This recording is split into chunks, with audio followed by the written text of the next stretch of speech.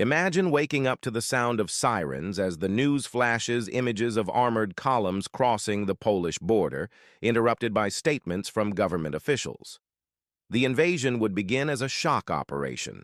Rapid advances of combined forces coming from Kaliningrad and the Belarusian Axis, attempts to seize border posts and to neutralize critical infrastructure, railways, bridges over the Vistula, and communication hubs. The initial Russian goal would be to crush Poland's local defense capabilities and create fate's accomplice before the Allied response could solidify.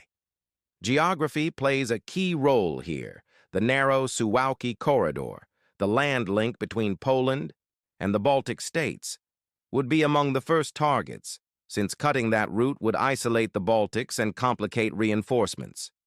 Poland, though it lacks Russia's scale of resources, is a rapidly strengthening regional military power.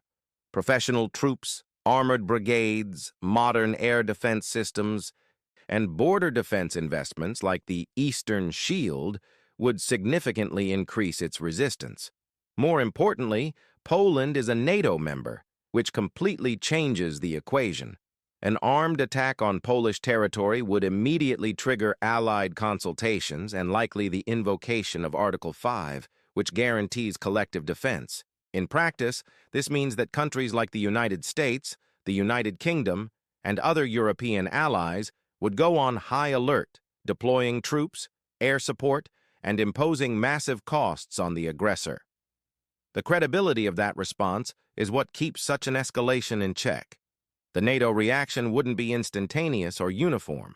There would be a critical period of diplomatic and military decision-making, declaring and coordinating troop deployments, establishing or refusing to establish no-fly zones for fear of direct clashes between nuclear powers, and activating logistics routes such as the newly expanded Via Baltica, whose strategic function is to enable rapid troop movement between Poland and the Baltic states. The speed and coordination of these actions would determine whether the Russian advance is stopped within days or weeks, or if it evolves into a prolonged war on Polish soil. Militarily speaking, Russia holds advantages in sheer mass and long-range firepower, but it faces two central problems.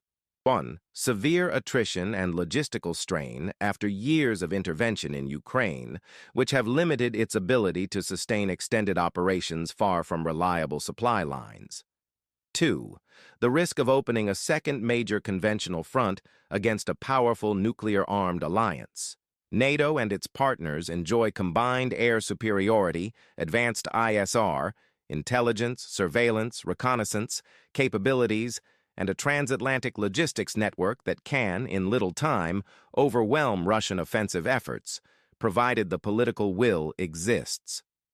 Beyond the battlefield, an invasion would trigger massive economic sanctions, freezing of assets, removal of Russian banks from the global financial system, and cutting off access to critical supplies such as energy and semiconductors, designed to raise the economic and political costs of war for Moscow. Hybrid and cyber warfare operations would intensify. Infrastructure attacks, disinformation campaigns, and internal destabilization attempts would occur simultaneously.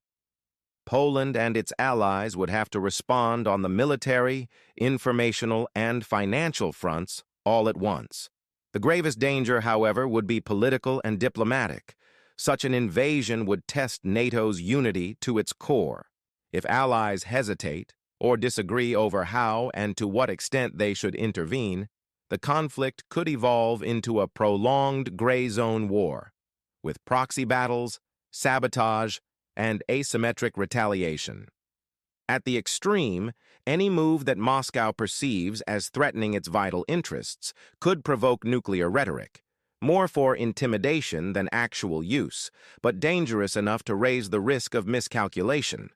Recent studies and official statements show that small provocations, such as drone incursions, have already tested the alliance's patience and readiness. In conclusion, a Russian invasion of Poland would be a strategic escalation with an extremely high risk of direct war between Russia and NATO.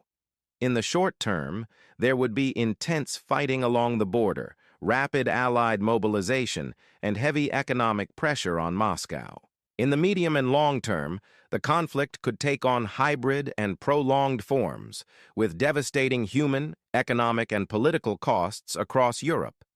The key factor would be the political will of NATO members to fully enforce their collective defense commitments. If that will is clear and decisive, the invasion would likely fail to achieve its long-term strategic goals. If hesitation prevails, the scenario could devolve into a drawn-out and dangerously unstable war.